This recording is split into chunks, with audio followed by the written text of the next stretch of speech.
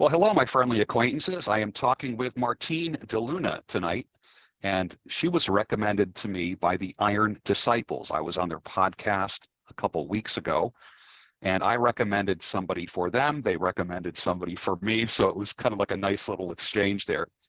And Martine has an Instagram called Courtship, Marriage, and Womanhood, and we're going to find out about that tonight, and they highly recommend you. So welcome, Martine, and introduce yourself to my audience. Hi, George. Thank you so much. My name is Martine. I am a wife and mother.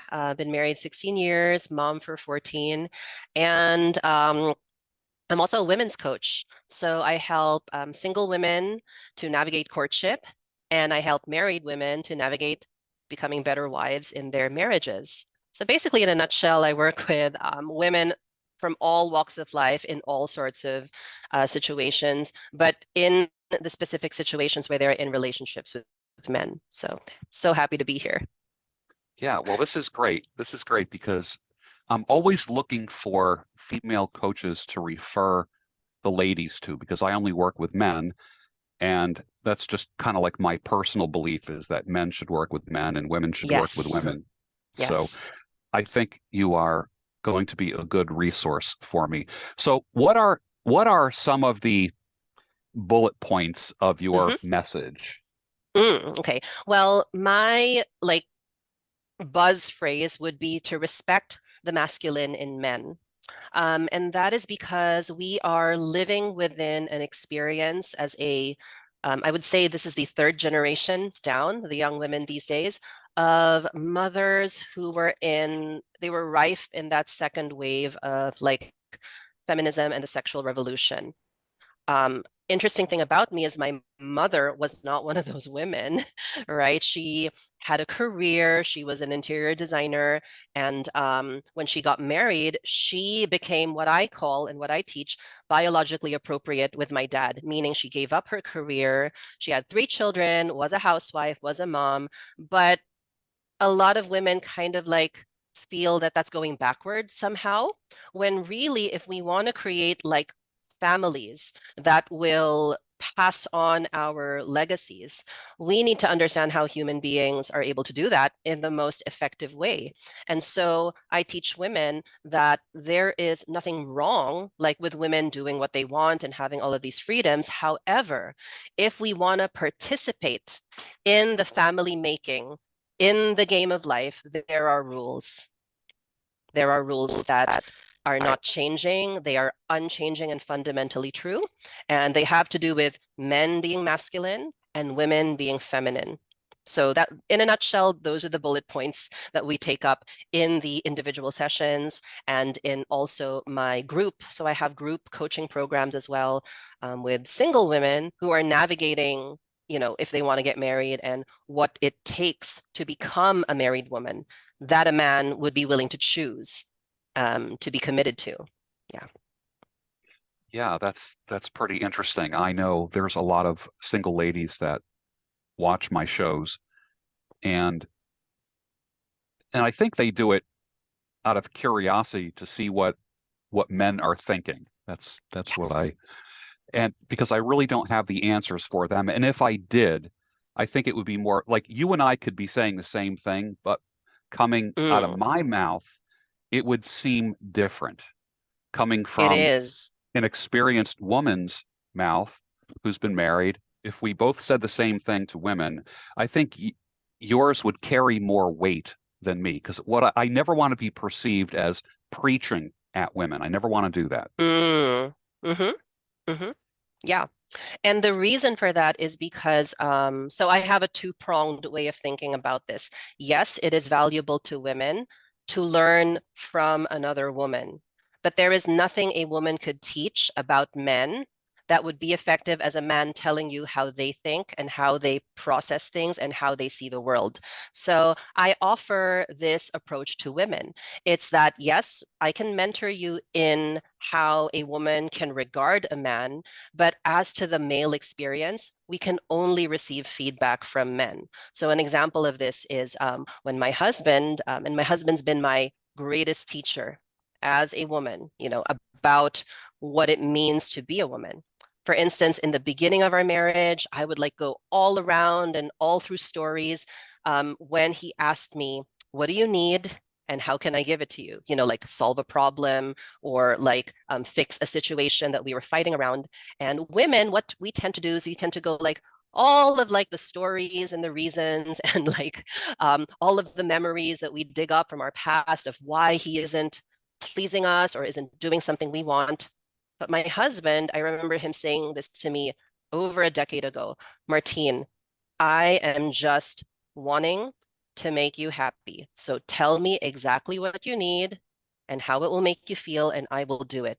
And I never understood way back then at the beginning of my coaching, which is why I got into this, is that that's how men perceive a woman.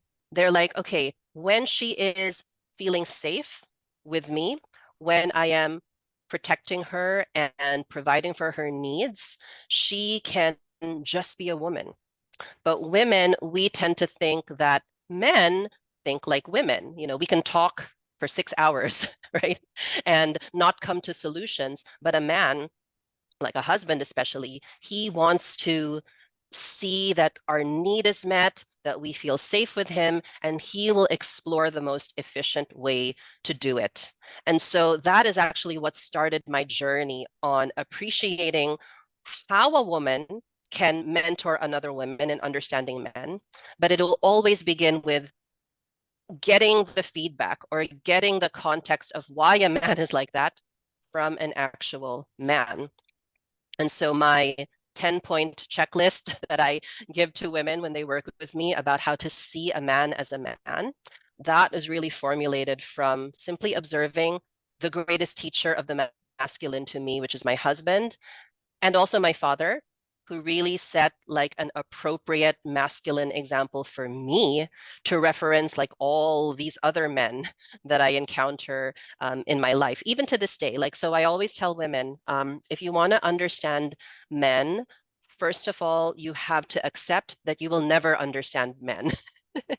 And that is the secret to a great relationship. It's like, okay, that's how they work.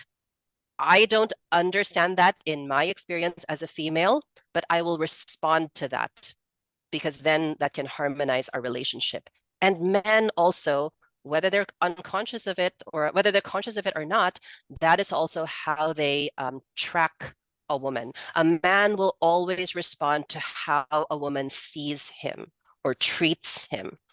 And that is a biological law. Yeah, you touched on something like men's nature is Men's to nature. provide and protect. We are wired to protect. Yeah. I don't even have to process. I don't have to process danger. I'm like literally just like down with protecting, right? Mm-hmm. Just instinctively. I don't have to think about Instinctively. it. Yeah. Not even 1 second goes by where I just am automatically in protection mode. We are Mm-hmm. wired to provide. Mm-hmm. It just, it's so simple. And one of the things that we have to do is we're not wired for this, is to be present with our Yeah. wives, psychologically, emotionally, physically. Mm. But the provide and protect thing is part of our nature. Mm-hmm. Yeah. And we Yeah. And gladly this is do it. why, yeah. And this is why sometimes when a woman, she could be in a courtship and have suitors, or she can be a wife and be a homemaker. Sometimes they tell me this funny thing. They're like, I texted my husband at 9 a.m. and it's 4 p.m. and he hasn't responded to me. Like, why would he do that? And I'm like, Yeah. where is he? Oh, he's at the office at work. That's why. Because men are wired to provide, and therefore, if they are doing something connected with their provisioning, at the back of their brain, it's computing as if I don't do this, if I don't do a good job, if I get distracted, my woman and my children will suffer. And I let women understand this about like men's brains and their physiology. I'm like, it's not that he's not thinking about you. That's why he's not texting you. It's that you're all he is actually thinking about. And that is why he is pouring himself into his duty, into what he has to do at work that day, into his business. And this provides so much liberation for women because then they become less clingy, needy, and whiny, which is, not very attractive at the end of the day to a powerful man, a man who is applying his will to life. And so it's in these, I mean, that's just text messaging, but it's in these behavioral differences between men and women that we can find maturity as women. We can stop projecting things onto men that they literally aren't thinking about, right? They're not thinking about, oh, is she going to be like, is she going to feel insecure that I'm not texting her back? They're literally not thinking about that. They're literally thinking just about, okay, I'm going to do my duty, fulfill my purpose today at work so that my family is provided for, is taken care of, and my wife and my children have nothing to worry about. Like that is a magic resource right there for women when they really get that and they can live in the experience of that. Yeah, I think prior to marriage, men work to become self-actualized, become fully functioning human beings. And then we meet a woman, we court a woman, we marry a woman, and all of a sudden the mode of motivation changes. It's now we are Mm-hmm, going to work, not so much for self-actualization, but mm-hmm. to provide for that woman and for our Yes, children. It's natural for us. And it of course, is. along with that is the mate guarding and calling and making sure everything's okay and protecting our investment, whether it be an ego Yes, investment or a biological investment. true.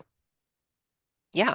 And when women can understand that for men, it is key to their biology, to their brain, and to their physiology that they be purposeful, then they will start to respect masculinity in a whole nother light. Women tend to view men, when women are unconscious about male and female nature, they tend to view men as what Alison Armstrong says as big, hairy women. Yeah. We tend to think that, oh, he's just another human being, so therefore all human beings are like my human experience. Not so. Men have shorter corpus callosums, making them more efficient in focus and in directing their energy and will to one thing versus a woman's longer corpus callosum, which means that her left and right brain are always interacting with each other, her creative brain and her logical brain. But men tend to navigate to the part of their brain that is territorially male, which means getting things done, fulfilling a purpose. Like you said, it's either investment in ego, which is self-actualization, or investment in the family, whether that involves children yet or not. Another human being that he is responsible for is his family. So if we were to look at, I was watching a documentary with my children about big cats, and I found out that a male lion can acquire around 20 square miles of territory.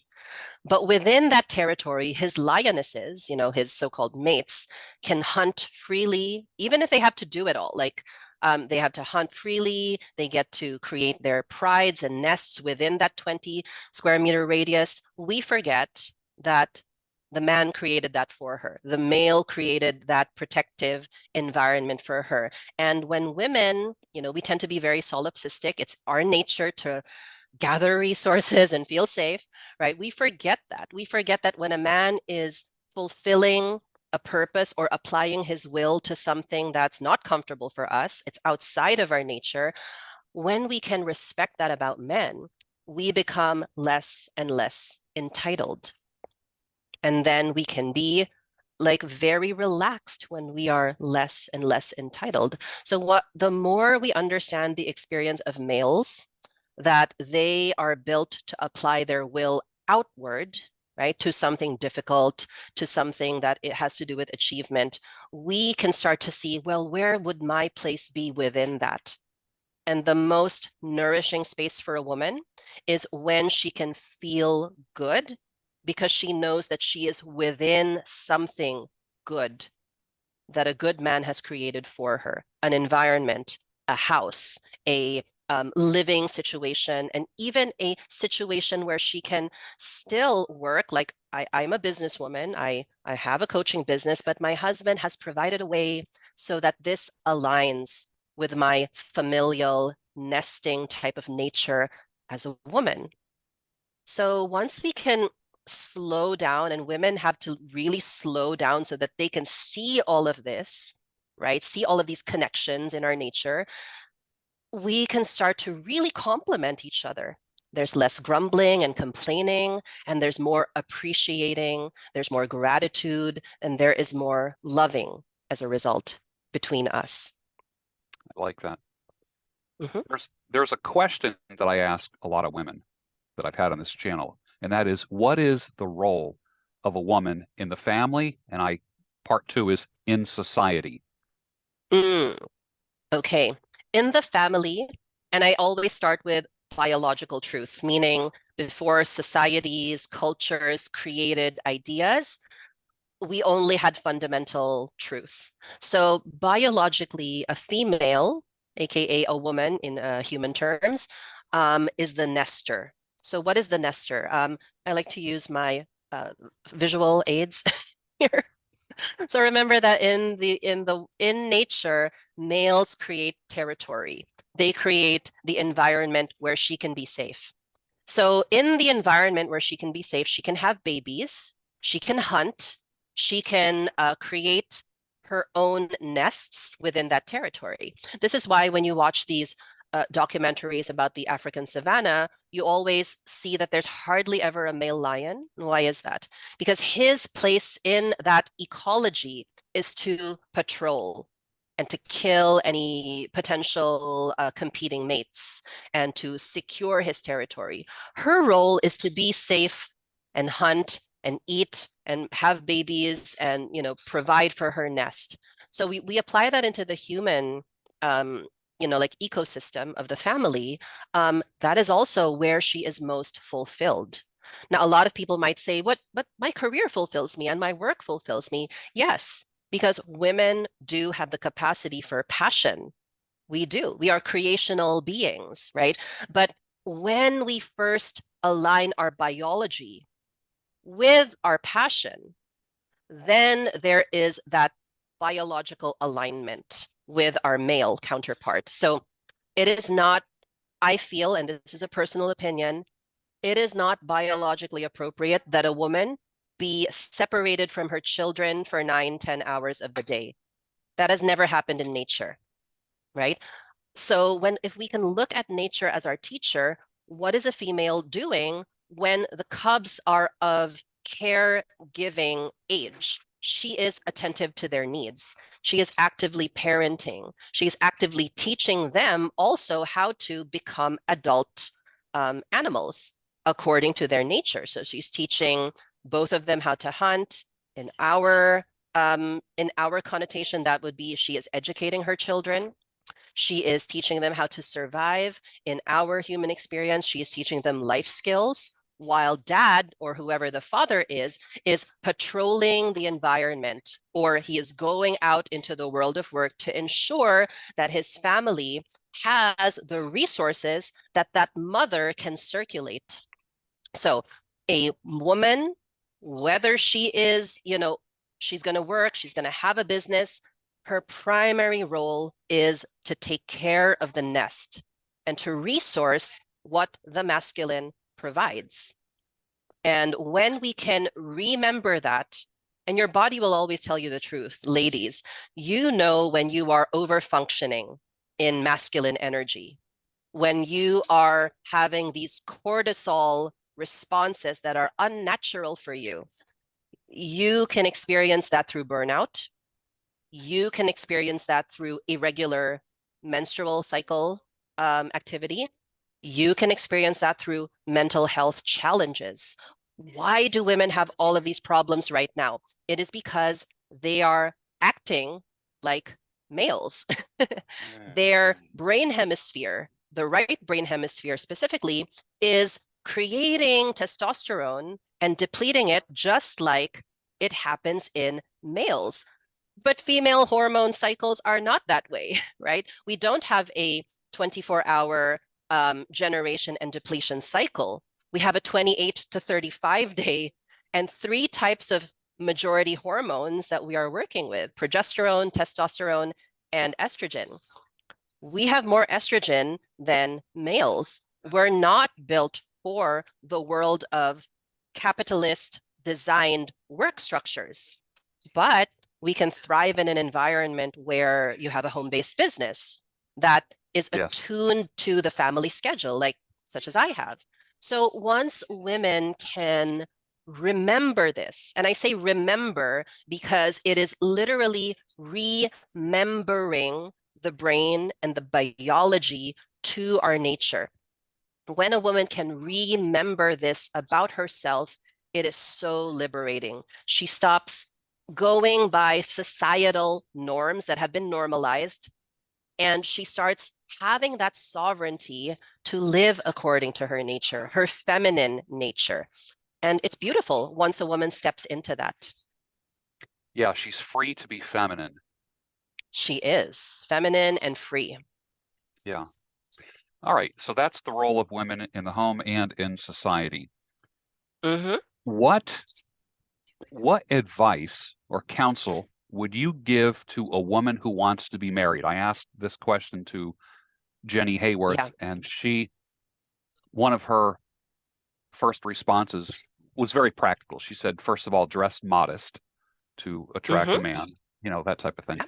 And it was very, very practical. What Mm-hmm. what say you? How does a woman find a man? Okay. Does she chase the man, or does she allow a man to chase her? Does she Yeah. put herself in front of the man? What like for instance, in my life, I've been divorced 20 years. I find that when women have put themselves in front of me, it never worked.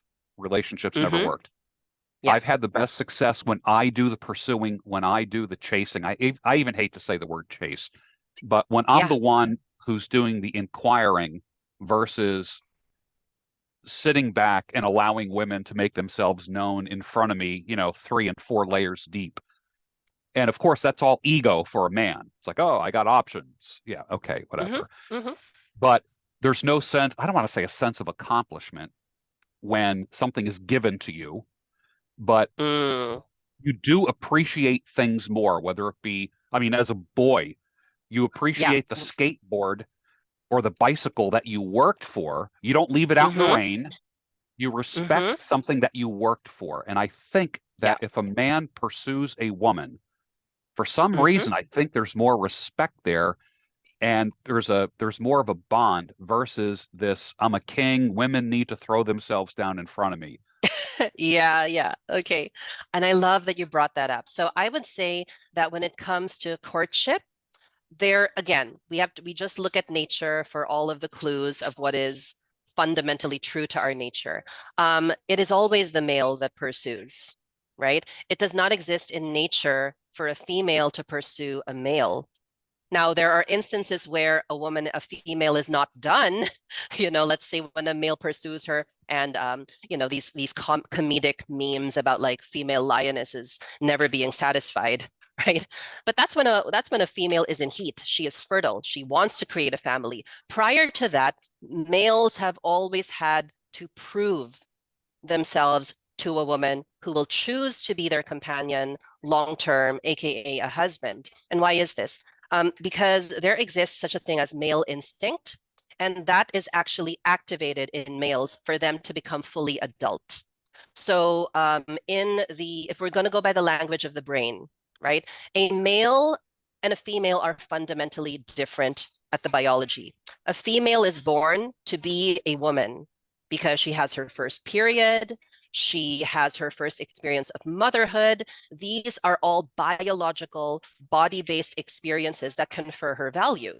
A woman is born valuable because she is a potential mother.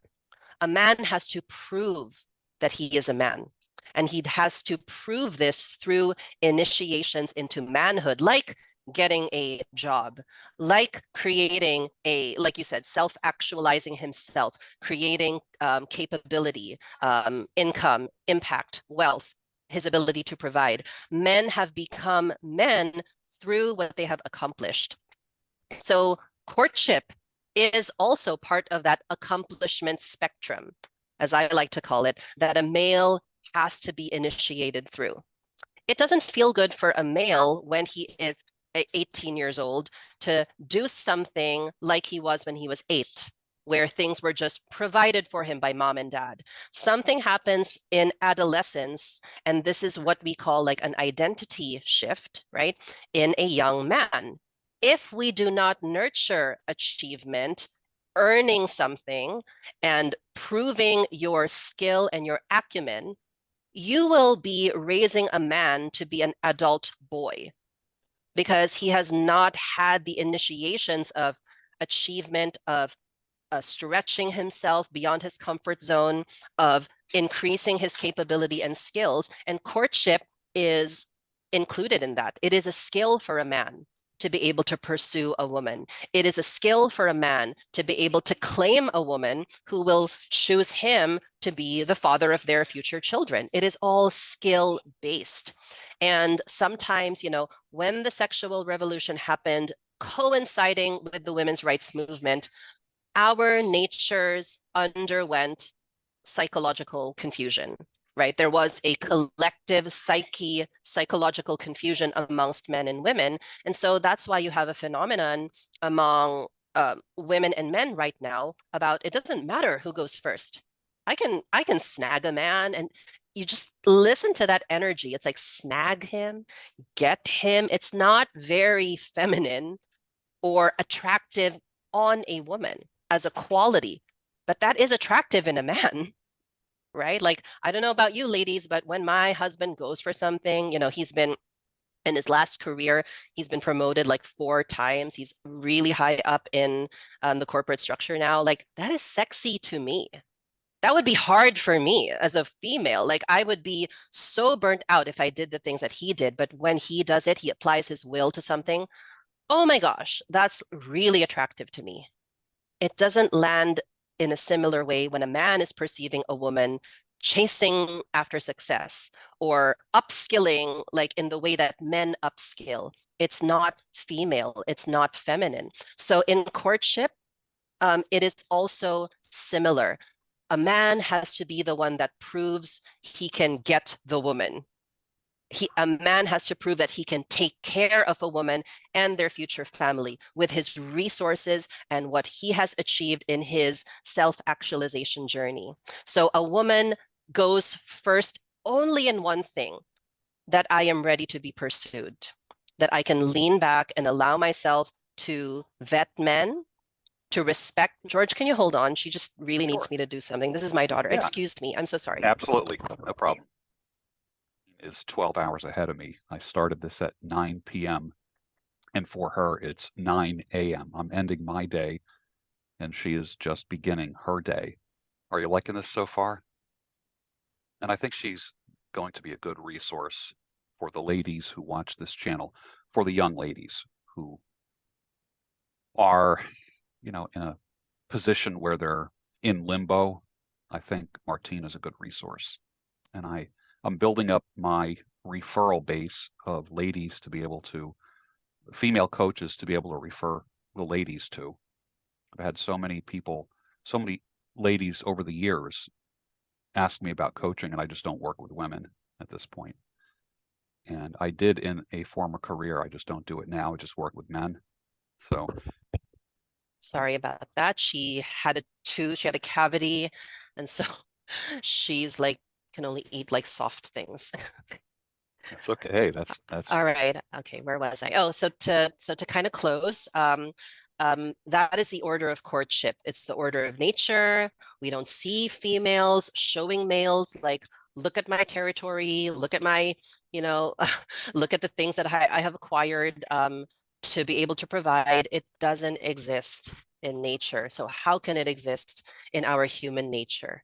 Right? So when women start to unlearn conditioned patterns that have been imprinted on us by modern society, we actually feel much better. We are more leaned back and relaxed, and we can assume our biologically appropriate feminine nature. And it just feels so much better. Yeah. Yeah. What would you say to the woman who the ship has sailed, the The sh childbearing years ship has sailed, and she wants to be married? mm, Now, yeah. a man can provide and protect and such, but a lot of that providing and protecting is drawn out of us when babies are being made. I have three grown It's children. true. That's I provided for them. Now, True. what about the older woman, the Mm, older single woman who still wants to be married? Is there yeah. do the same rules apply? I mean, I most of the women that the men that watch me, most of the women that those men meet are career women. And they might have Mm, bought the lie that the career ladder comes before family. And hmm. somewhere in a woman's life, she has this epiphany that she really wants to be a wife and a mother. Yeah, Sometimes it's too late because biology really dictates that to it's women. true. And I don't Yeah. know, there's a million women having children at 40 years old, between 40 and 50. And Yeah. that's years beyond ideal, but I guess it can Hmm. happen. A woman can pop out one or two kids in her 40s. I mean, I've seen that Yeah. happen a Me lot. too. I've seen that. What Okay. what would you say to that woman who that ship has sailed? Okay, so I have a very nuanced approach to this because I have met women who've gotten married in their 40s and have had children, but I'm going to say that that is not the majority. So that's the nuance there. Ladies, it is possible to get married and meet somebody who you can have children with, but it is actually more the exception than the reality. The reality is, and again, this is going to sound so confronting to female and male nature, actually not our nature, to men and women who have a paradigm of modern culture, rather. Um, there are optimal years for reproduction and reproductive success. And that is between, for women, the ages of 18 to, I'm going to say 26, 28 years old. And again, this is across the board. A lot of women get really triggered when I talk about this, but I'm saying this is across of all human beings, right? 18 to 28 years old. So we have that gap to have a lot of children, right? I have two grandmothers. They had 11 and 8 children respectively, right? So what happened during the 70s and 80s in particular was this huge opportunity for women to have it all, right? That we use that phrase. She can have it all. Even the Barbie doll commercials were all like Barbie can work in the morning and party at night. Like it was ingrained in us that we could have it all. And then motherhood can follow. So we have to understand that through no fault of our own, and this is the nuance here, and this is the compassionate aspect of my work, through no fault of our own, we bought into a lie. It lied. It lied about our nature. But I also help women to forgive what they could not have otherwise known. And that is the first path of self compassion that I work with these career women through. It is, I really didn't know. My mother didn't know. I didn't know. And so the first layer of acceptance is forgiveness. So I take women through a process of really like self rediscovery and self remembering.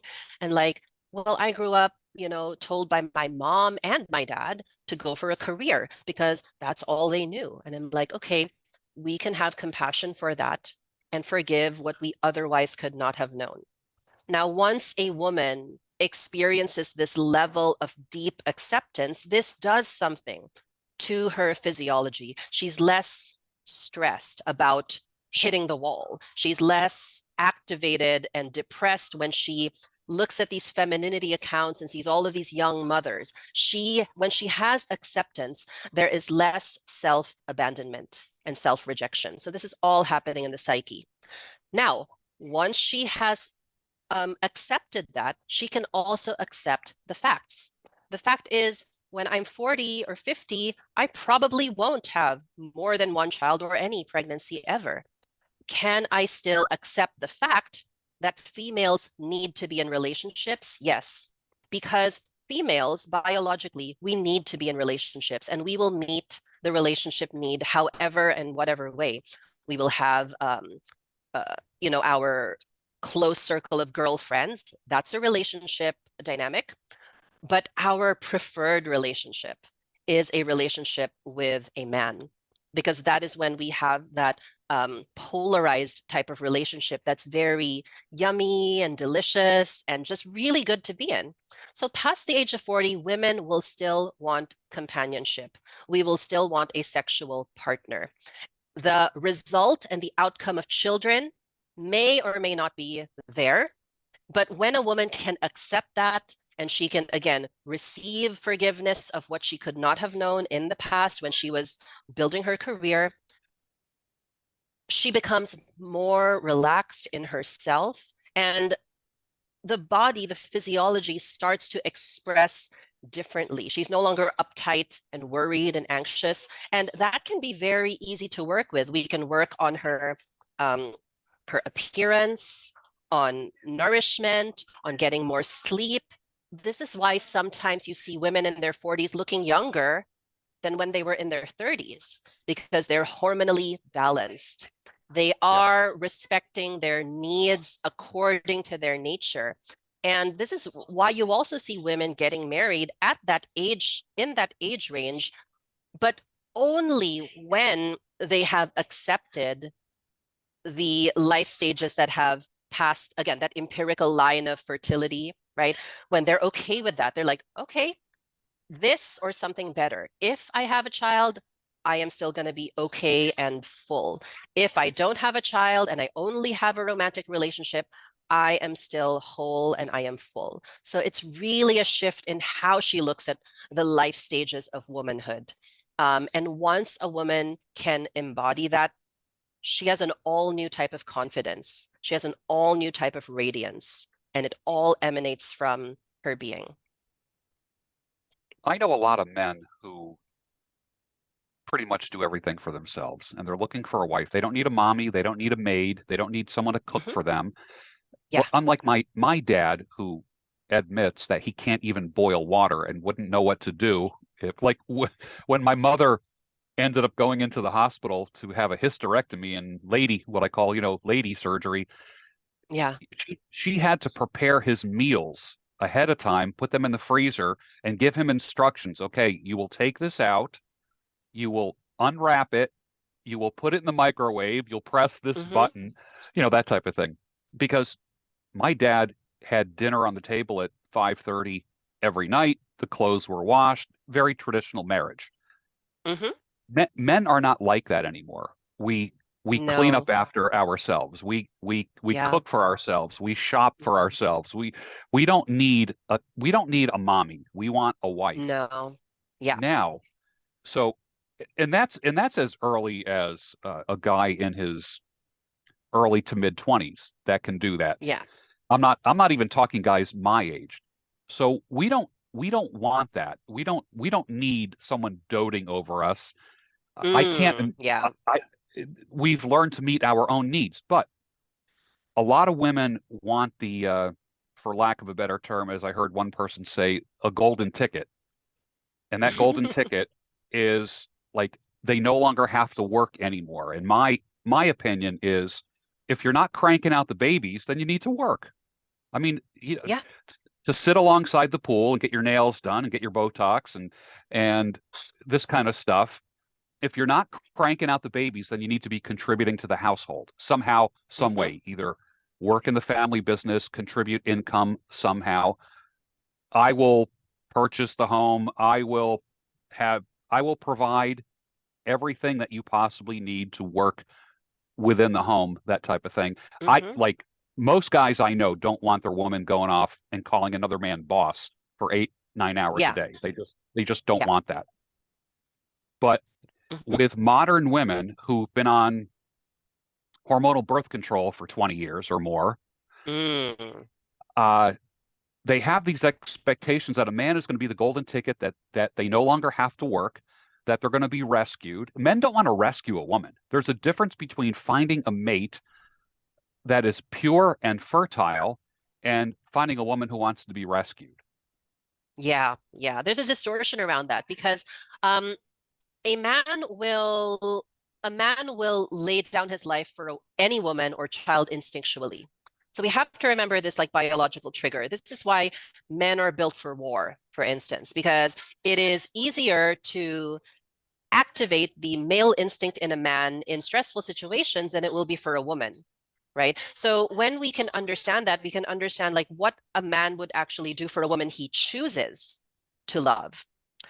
One of the fundamental lessons we have in human biology of relationships is males don't need a relationship, but females do, right? The only time a male will choose to commit in relationship is if that woman makes him feel a certain way. And this is biochemistry, like in the brain. I like to describe it as when he is able to create a new place in his brain for a woman that is not his mother, that is not his sister, because when a man places his mother and sister in his part of the brain, it activates care. It activates provision. But when he creates a new place in his brain, a new neural pathway for a woman he loves, there is the aspect of sex already, sexual love, sexual dynamic. And that is why a man will choose a woman. It is sexual access, and women hate it. They hate it when I say that because I can provide for myself. Like I can buy a vibrator. I can, be sexual on my own. Yeah, you can, but you will not have a relationship with your vibrator. You won't have a fulfilling human interaction with anything other than another sexual partner. Right. So when women these days come with all of the things that they can do, and men come of the come with all of the things that they can do, they are not looking for the functions. They are looking for that activation in the brain, wherein I cannot imagine not having this woman as my companion, as my sexual partner for the rest of my life. And so when we bring in like the modern dynamics, what I recommend husbands and wives do is when it comes to the provisioning, because I think people have to be real here. We live in a world where most of us will be dual income families. And people hate it when I say that, but it is the reality. I mean, come to Southeast Asia. Most families here, the wife and the husband are working. But what's different in our culture? I like to cite the differences here in my country because I can observe them. You can have a woman like me who works, and I used to work as a school teacher. I should mention that. Early in my marriage, I retired when my son was 6 months old. Why did I do that? Because while we agreed that we would both be doing some kind of work, my husband insisted that he would provide for the things that don't cause me anxiety. So at that time when we didn't have our own house, rent and all of the utility bills and all of like the phone and the things that make a husband or a male evolutionarily protective. Remember the principle of territory. For a man to feel like the male sexual leader in the relationship, he has to acquire the territory. And in human modern terms, that looks like you as a man taking care of the utility bills, taking care of the mortgage, or at least a majority of it if you want to do like a 30-70 split with your wife who also earns. There are all of these nuances, but what we must regard are the sexual differences and what feels good. Dr. Patricia Allen, famous relationship psychologist, she gave the language for this. She said, a female has to feel good in order to do good. A male has to do good in order to feel good. So there's that polarity formula right there. What feels good to most men is if they know they are responsible for the survival needs, food, clothing, shelter, however that looks like to you. Women can be responsible for what feels good to the family. So that can look like additions to the food, the decor of the house, like those very feminine, overtly feminine aspects that have to do with the nest response, right? So that is how modern relationships can work, quote unquote, is when we see that we both have money, we both have skills, we both have, like competence in terms of what makes us the same. But when we go to what makes us different, there are things that female and feminine energy bring into a dynamic, and there are things that male and masculine energy can bring into a dynamic. And so when we occupy the biologically appropriate qualities of a relationship, then there can still be chemistry. There can still be polarized relationships. There can still be very passionate sex because we've not neutralized entirely. There are still those aspects. And a good example of this is the Japanese culture. In the Japanese culture, women have a different tone of voice when they are working, but when they get home, they become very soft and the tonality is different towards the husband. So we have a similar dynamic here in the Philippines too. Like if you've ever met a Filipino woman, we are not like your submissive wife, like doormat type of, we're very passionate, articulate, intelligent women, but we know how to make men feel like kings. It's just ingrained in our culture. And when we can return to these aspects of, I can take care of myself, yes, he can take care of himself, yes, but what makes the other feel good? When we can find that dynamic, the relationship can be very magical. I like that. I know a Mhm. lot of guys that like to say, well, you have to get yourself a woman from this country or that zip code or something like that. And, get yourself a Southeast Asian woman. Oh, you got to go with the Eastern European women. And there's these passport Tropes. bros, these guys that feel that all American women or Western women are no good and this and that. And Yeah, I personally struggle with that because I just think that me there's good too. Me there's good too. and bad in every demographic. Just it Hmm. doesn't it when I look at various occupations, like all cops are not bad. There's a few bad cops, Hmm. but they get all the press.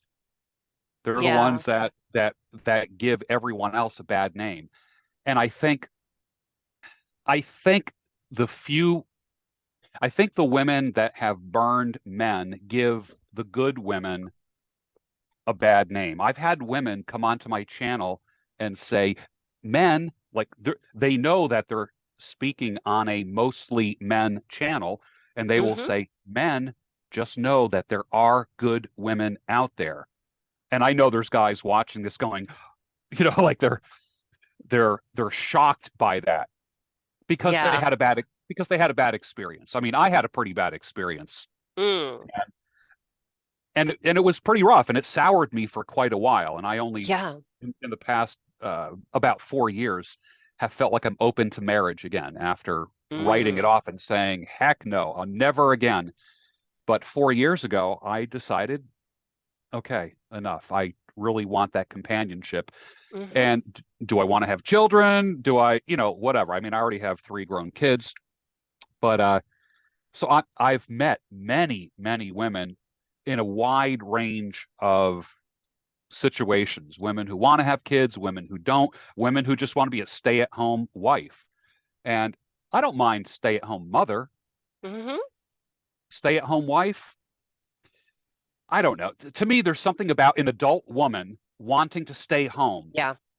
I don't know, Hmm. something about that. Like I said, if you're not raising babies, Yeah. like what are you going to do? I cook for myself, I clean for myself, although I will Hmm. appreciate it when you cook for me. I will Hmm. appreciate a clean home, but I also contribute to that as well. Yeah. So there's there's a lot of delusion amongst men and amongst women. I can only speak for the men.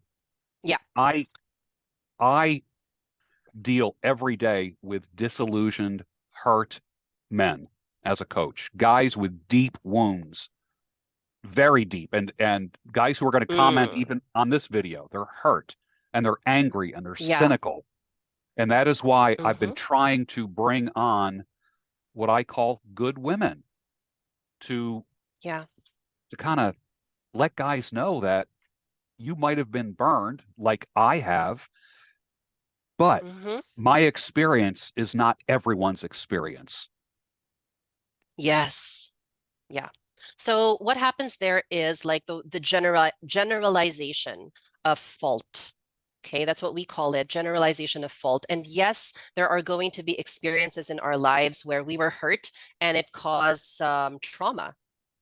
And our bodies are literally just expressing that through, our perception of women being this and women being that. Oh, there are no more good Western women, so I have to like travel to the other side of the world and get a woman there. All of these are just invitations for us to look into our wounding, to look into the patterns that we might unconsciously not want to perpetuate. And that's where things like coaching and having somebody to guide you as you process your hurts and your wounds can be very helpful. But my message to all men and women, although I work primarily with women, is to not close off your heart towards the other. So the heart is an anatomical space as well, but it's also a psycho-emotional space. It's dictated by our perceptions and the paradigms that we hold in our mind. Our mindset affects the heart, the biology, the physiology. And so one practice that I invite women to utilize, and I encourage men to do this, like in the context of looking at a woman, see the provider and protector in every man. This is a really effective exercise. So I tell women, if you have a paradigm that, oh, like men and the patriarchy, like ruined and oppressed women, like, why do you even believe that? When you go out and you experience a man like holding the door open for you, like inside of you, just witness that man and the potential of the provider in him. When you look at your nephew and you're playing with him and, he does something like silly, or he cracks a joke, men are good at that. Like, see the providership in that. Oh, I was provided with humor. If you have a strained relationship with your husband and you have this paradigm of him, oh my God, like he's so not romantic anymore, he doesn't pursue me. Invite yourself to look at what he's doing for you in the moment. Did he did he cook for you? Did he Did he go do to something work that simple like day? go to work or take out the trash? Like, Yeah. I tell women, that's providership. A lot of people have these big, huge ideas of what it means to change my mindset around men. I'm like, start with what you're not seeing that is already there, because that is how you stop closing off your heart and your physiology to just anger and bitterness against men, Yeah. or in the case of men, against women, right? Start seeing the beauty again in women, the softness in women, because once you do, those kind of like black colored glasses, they start to change. Your perception starts to shift as your brain acquires new responses, right? So this is all very scientific, as you can see, but that's how human beings learn. That's why the brain is neuroplastic. It's adjustable, it's malleable. So I would invite everybody into that practice. If you're a woman, how can you see a man, a male today, as having provided you with something? It can even just be a gesture or a feeling or a response. And same with men. If you've been jaded against women, how can you look at a woman today and just see her potential beauty? And beauty is not always physical, right? It can be her character. It can be how she regards you. Start there. And once you start adjusting like your lens through which you view the opposite sex, then we can start doing the deeper work of healing relationships, healing paradigms, and being, again, like more biologically inside of your feminine essence and of your masculine essence. I like that. Well, thank Mm. you so much. How can people find you if the women that are Mhm. watching this want to contact you for coaching? Tell us Sure. how Yeah. that can happen. Yeah. So I have a website, martinedeluna.com. So I'll send that over. And they can also go to my Instagram, where I'm the most active. So that's Feminine Womanhood over on Instagram. Yeah. Wonderful, wonderful. I'm sure you're going to be contacted by a few people. I just want to say thank you for your time. I know this is the beginning of your day. It's the end of my day, and we're in different parts of the world. But Yes. I appreciate your insight. What was powerful for me to hear was you suggesting to women that they see the provider and protector in men, All males. All males. Yes. even as young as a little nephew. even as young as your little nephew or your son, because that's when you start to change the association, the idea that you have about males, that it imprinted in the psyche. So it's really important to give yourself new associations so that that can change, that can shift, and you have a healthier regard for maleness. Thank you for your time, Martine. I appreciate it. And hopefully Thank we'll you. talk again. Thank you. Thank you, George. It was so nice to meet you. God Good to bless. meet you. Take care. Bye. Bye-bye.